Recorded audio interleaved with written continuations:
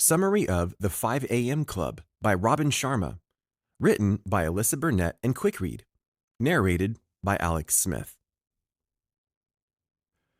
Introduction. What's the secret to becoming a billionaire? There must be one, because if we all knew how to get there, surely everybody would have $1 billion by now. But the truth is that there is no singular secret to success. Everyone employs different methods on the road to achieving their dreams.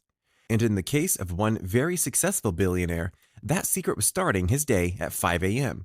In fact, he was so confident in this method that he attributed all of his success to that one simple practice, instead of his natural business acumen or the hours he'd invested in his company. And fortunately for you, it's not a secret. Through the course of this summary, we'll learn how to join what he called the 5 a.m. Club, and why it can revolutionize your life. We'll even take a look at some interesting facts like why slowing down your brain is so important, why early mornings are key for jumpstarting your day, and what a successful morning routine looks like. Chapter 1. The 5 a.m. Club. For the purpose of this summary, let's imagine a group of people, and let's say their roles are similar to those of the members of the Breakfast Club. We have an entrepreneur who feels his life lacks purpose.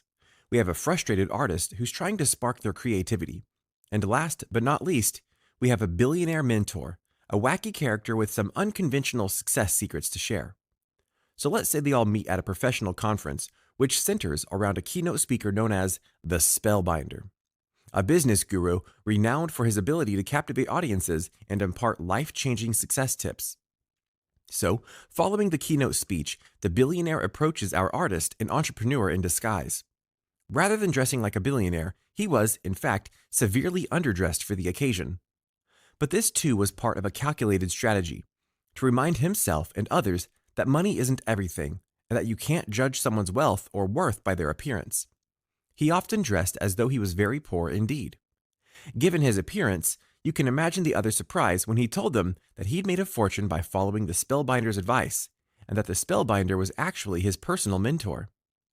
Already intrigued, the two listened as he told them how the Spellbinder had taught him that many people want extraordinary things to happen to them, but the truly great people understand that they can create these extraordinary events themselves. So, when he told them that the key to unlocking an extraordinary future lay in one tip that was more important than anything else, they couldn't wait to find out what it was. They were even more surprised when he told them that the secret was as simple as crafting a world-beating morning routine. But when the billionaire offered to teach them everything he knew the next day if they met him at 5 a.m., they jumped at the chance. And that's how their journey began. Chapter 2. Elite performers get up at 5 a.m. Like most of us, our artist and entrepreneur weren't used to getting up that early in the morning, and they listened blearily as their new mentor told them that getting up at 5 a.m. had taught him to break free from the mediocrity that so easily ensnares people. He also informed them that rising at this hour had enabled a number of successful people to revolutionize their productivity and rise to the top of their game, including such notable greats as Mozart and John Grisham. Here's why it works. We all have a limited amount of mental energy for each day. Think of it as your cognitive bandwidth. That limited bandwidth gets occupied by a variety of conflicting sources throughout the day. From the moment you wake up, everything from your job and your relationships to the news and social media are demanding your attention. These constant demands leave us feeling pressure to multitask, ping-ponging our attention back and forth from one thing to another, so that our ability to focus on one consistent thing is severely weakened. But by lunchtime, we've already been inundated with so many demands that our ability to focus on anything is almost depleted. But starting your day at 5 a.m. effectively hotwires your brain so you can maximize your focus. That's all thanks to the concept of transient hypofrontality. Put simply, this means that when you wake up at 5 a.m., your brain's prefrontal cortex, which processes rational thought, is temporarily impaired. So if, like me, you typically start your day being plagued by worries, doubts, and fears, one advantage of getting up at 5 a.m. is the ability to temporarily silence them. And, as an added bonus, during this time of day, your brain is pre-programmed to stimulate the production of dopamine and serotonin, both of which will make you happier and give you a more peaceful start to the day.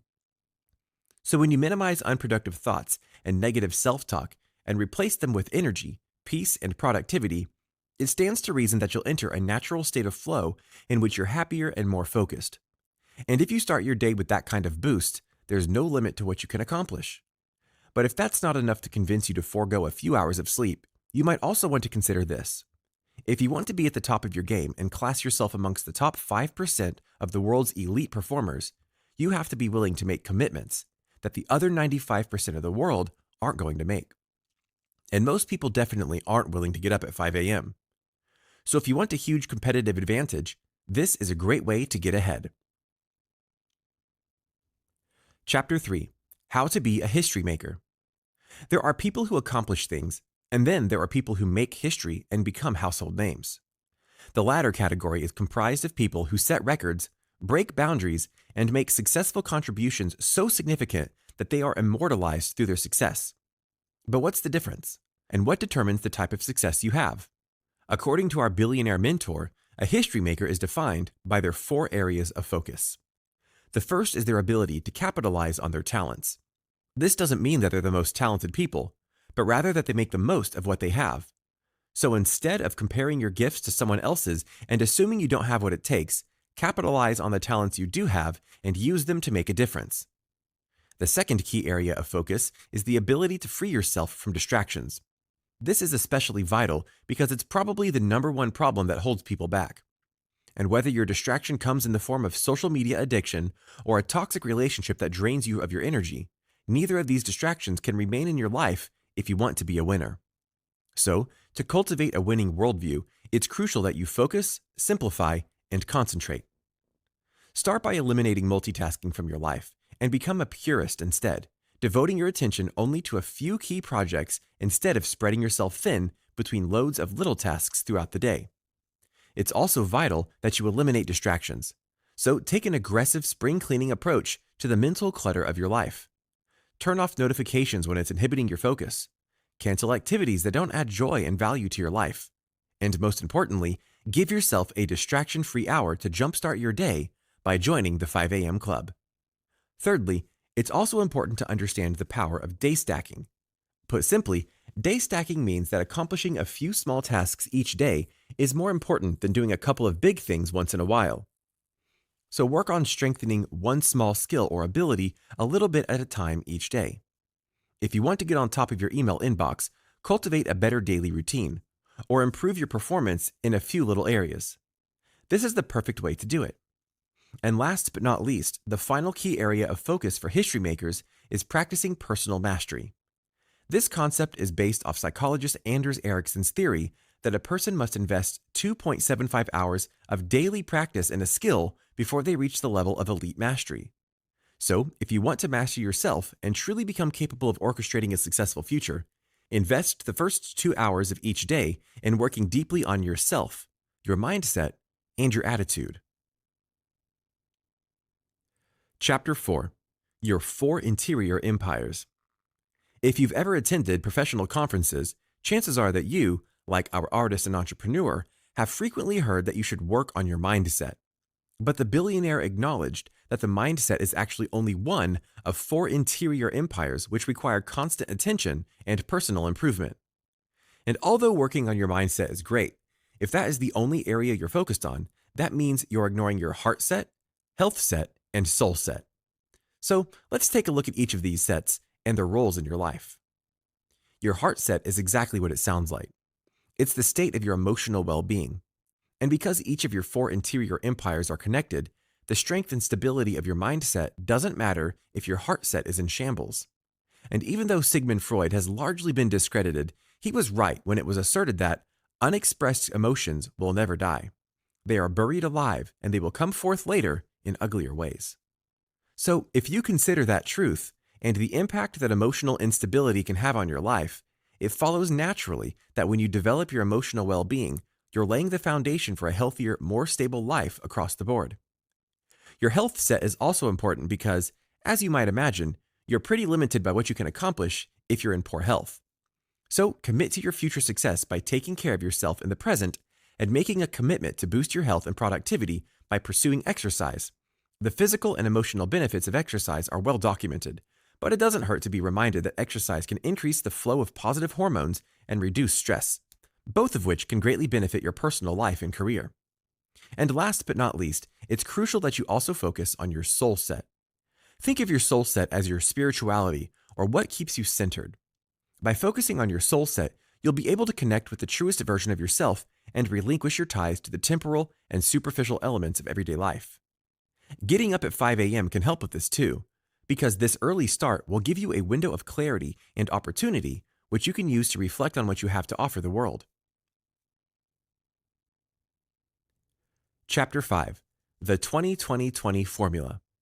So now that we've learned about the 4 interior empires, let's take a look at some practical everyday strategies we can use to develop them. Because although getting up at 5 a.m. might sound like a magic cure-all, nothing could be farther from the truth. In fact, unless you use that time to be productive and take actionable steps towards personal improvement, 5 a.m. will be no different from any other hour you could get up. Instead, as you've probably guessed, the truth is that the real magic lies in how you use that time. And the billionaire's 20-20-20 method is the perfect way to optimize your productivity. Operating on the principle that you should use 20 minutes to move, 20 minutes to reflect, and 20 minutes to grow, this method taps into each of your 4 inner empires and helps you strengthen them for a healthy start to your day. So first, start by engaging in 20 minutes of vigorous exercise. I know that's probably the last thing you want to do at 5 a.m., but remember what we talked about earlier about how your brain is free of inhibitions and stress at this hour?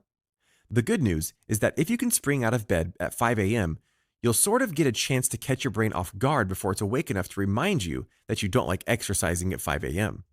So take advantage of that opportunity and concentrate on moving vigorously enough to really work up a sweat. You want to specifically ensure you're sweaty because sweat decreases the cortisol or fear hormone in your brain and generates the protein BDNF, which promotes the formulation of new neural connections. This means that just 20 minutes of active sweating can actually program your brain to think faster, which will enhance your productivity for the day. Once you've done that, use the little window of time between 5:20 to 5:40 a.m.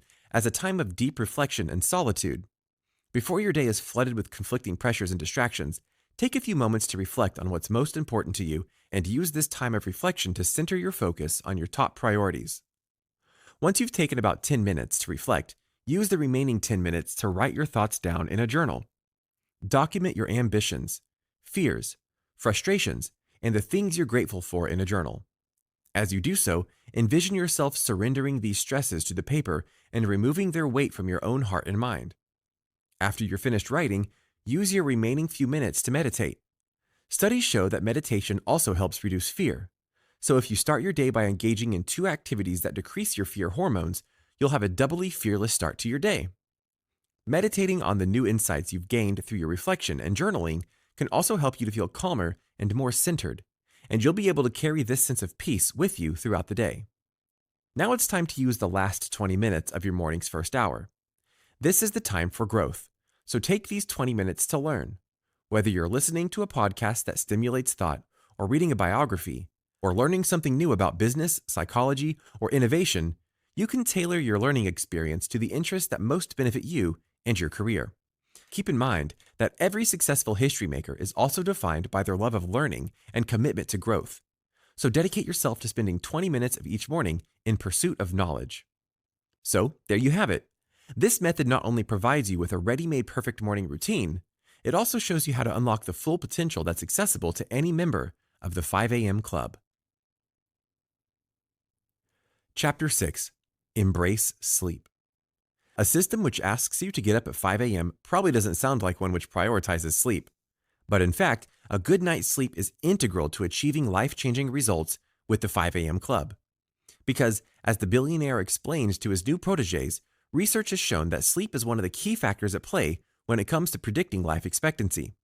And how you spend the last hour of your day is every bit as crucial as the way you spend your first. If you're like pretty much everybody today, you know that whether you're a working professional, a student, or a parent, we're all sleep deprived. Studies show that technology can be pinpointed as the primary source of our sleep deprivation, especially given that the blue lights produced by our phones and TVs, our favorite devices to look at before we go to sleep, reduce melatonin, which is precisely the chemical that promotes sleep. So, in order to cultivate healthy sleep patterns, leading sleep research advocates disconnecting from your tech devices no later than 8 p.m. Doing so will help you achieve a better quality of sleep and feel truly well rested by your 5 a.m. waking time. However, sleeping isn't the only way to rejuvenate yourself. Another great strategy the billionaire recommends for maximizing your performance is something called the twin cycle of elite performance. Here's how it works. Rather than burning yourself out with prolonged periods of frantic productivity where you try to accomplish everything that needs to be done, oscillate between periods of passionate work and deep renewal to bring balance to your life. By intentionally dedicating your time to relaxation, as well as work, you're recognizing the value of mental health and optimizing your potential. And as you make active efforts at self-care, you minimize the potential for burnout, thus giving yourself room to grow in both a performance phase and a recovery phase. However, that may be difficult for some of us to accept. Those who operate on an all-work, no-play mentality, like our entrepreneur in the story, might struggle with the necessity of slowing down and taking time off.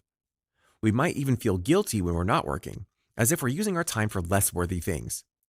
But if we remember the value of tending to our interior empires, we can recognize the necessity of balance and cultivate a healthier life. Final summary. Owning the first hours of your morning is critical to unlocking your potential for each day. So if you want to boost your creativity and optimize your productivity, make a habit of getting up at 5 a.m. each day and use that first hour to follow the 20-20-20 method so you can jumpstart your day.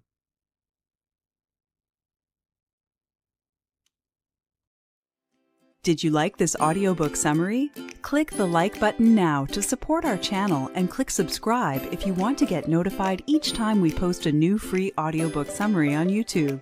You can also download our free app and enjoy thousands of other free book and audiobook summaries. Go to quickread.com/app and download our free app today.